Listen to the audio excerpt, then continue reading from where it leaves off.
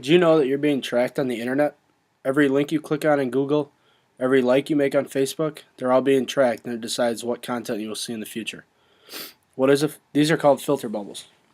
What is a filter bubble? Filter bubbles exist when sites monitor the content you look at and change what you see on pages to be tailored to each individual. How do they work?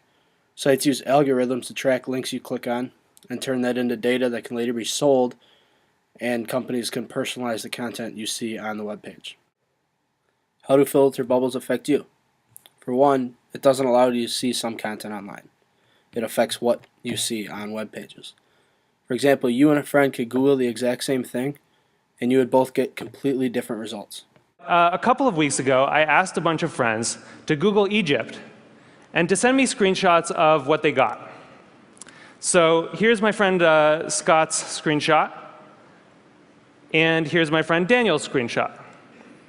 When you put them side by side, you don't even have to read the links to see how different these two pages are.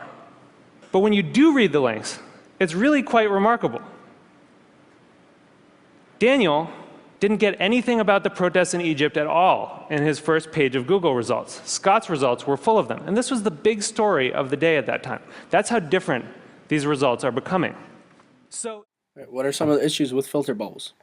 As I stated previously, it limits what users can see online. It changes what you see on your browser according to things you've clicked on and liked in the past.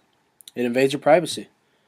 Websites track everything you click on in Google, everything you like on Facebook, and they sell this data.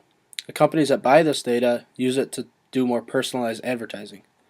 And you don't even realize it's happening. Everything you view on the internet can be tracked, and companies sell this information, and you don't even know. Eli Pariser, who has done multiple studies on filter bubble and even has a book titled The Filter Bubble, first noticed the trend happening on his Facebook newsfeed. He realized that his Facebook newsfeed has changed drastically from in the past. Posts that he was seeing on his newsfeed were from friends who he frequently liked their statuses, or clicked on links they posted, or shared what they posted. What he wasn't seeing was the posts from his friends that he did not like their posts, or did not click on those links. They were just gone, replaced by other things he had clicked on.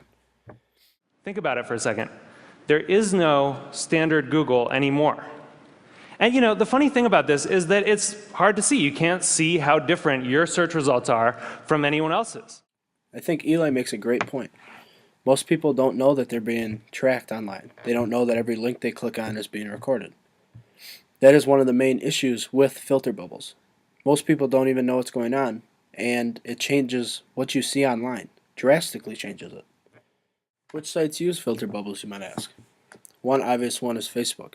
It alters your news feed based on which likes you make, which posts you share, anything like that. Anything you do on Facebook is being tracked and used by Facebook to alter your news feed. Another company is Google. Huge company. Billions of people use Google every day. And Google changes what search results you get based on things you've clicked on in the past, what you click first. It changes what you see on Google. There's no standard Google anymore. Me and 5 friends can all sit together, Google the exact same thing, and none of us will get the exact same results on the page. News sites, that's another big one.